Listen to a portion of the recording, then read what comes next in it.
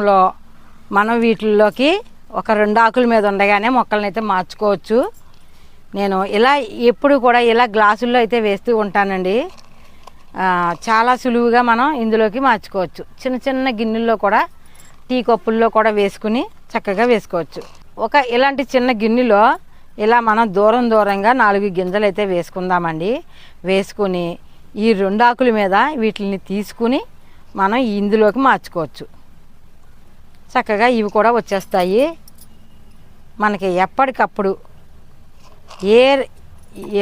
ఏ అవకాశాన్ని బట్టి ఆ అవకాశంగా మొక్కలను అయితే పెంచుకోవాలి. నేనైతే ఇలా ఏం చేస్తానండి. ఇక్కడ